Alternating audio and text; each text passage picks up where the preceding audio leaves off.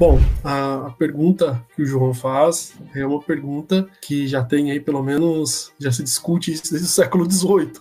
Então não é uma pergunta com uma resposta tão simples, e toda e qualquer resposta simples que for feita em relação a essa pergunta, a gente tem que sempre ficar com o pé atrás, né? Tô dizendo isso porque, quando a gente fala escravidão, escravidão é um conceito genérico que congrega aí situações históricas bastante distintas e distantes entre si. Grosso modo, se tivéssemos que escolher um denominador comum sobre o que seria escravidão, teríamos que optar com a ideia de que é uma forma de trabalho compulsório, mas não é a única forma de trabalho compulsório. Então, mesmo no mundo antigo, que é os mundos que o João falou, o mundo da antiguidade e do Mediterrâneo, que é onde eu tenho trabalhado nos últimos anos, né? Então, sociedades gregas, sociedades romanas, né? Mesmo sociedades de origem judaica, mesmo o cristianismo, né? Então era um mundo onde a escravidão ela era parte fundamental da vida e das relações sociais das pessoas. Então esse mundo era um mundo que havia aí, que a gente pode dizer, uma espécie de ubiquidade da escravidão, no sentido de que havia pessoas escravizadas fazendo todo tipo de tarefa, todo tipo de serviço, né? A primeira coisa que eu acho que a gente tem que levar em conta é, tanto no mundo antigo, mas também no mundo moderno, a escravidão ela congrega experiências bastante distintas entre si.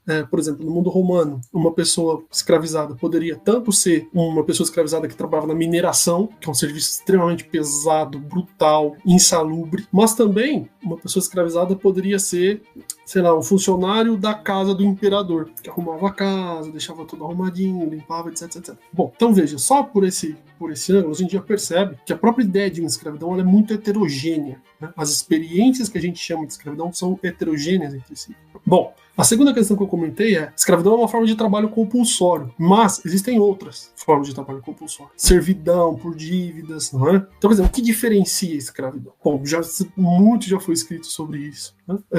E eu me recordo de um estudioso chamado Orlando Patterson, na década de 80, ele publicou um livro chamado Escravidão e Morte Social, onde ele fala de diversas formas de servidão, diversas formas de trabalho compulsório, mas ele dá ali uma tentativa de definição e torna a escravidão diferente.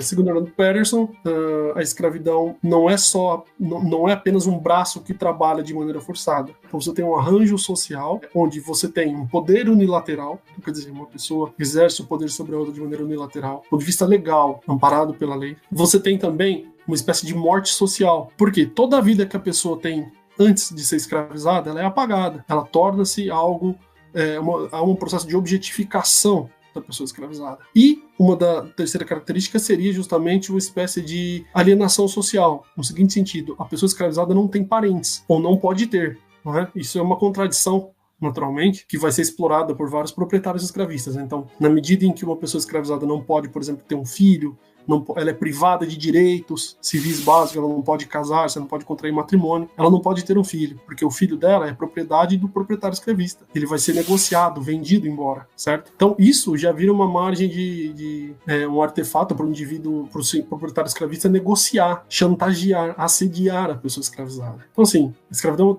é difícil definir o que é escravidão, mas esses três elementos podem apontar um caminho, mas uma coisa tem que ficar bem clara: a escravidão ela varia no tempo e no espaço. Esses três elementos podem não estar presentes em outras sociedades. Daí que a gente pensa uma outra coisa: a escravidão é um processo. A escravidão é um processo porque cada sociedade vai elaborar os critérios de escravização, as regras de alforria e o que acontece com a pessoa uma vez liberta. Então, só para a gente ter uma ideia, no mundo grego clássico, século IV, V a.C., uma pessoa alforriada, ela poderia viver na sociedade, dentro de Atenas, por exemplo, na qualidade de meteco, o estrangeiro. Veja, a posição social dela era atualizada para uma outra. Escravizado antes, meteco depois, estrangeiro. No mundo romano, não. No mundo romano, uma pessoa escravizada tornava-se liberta e, eventualmente, ela poderia até mesmo adquirir cidadania. Então, veja, duas sociedades vizinhas, sociedades bem próximas, que têm processos escravistas totalmente diferentes. No Novo Mundo, como funciona? Um dos principais debates que a gente tem a respeito da diferença entre a escravidão antiga e moderna é que a escravidão moderna, a escravidão praticada aqui nas Américas, sul dos Estados Unidos, Caribe,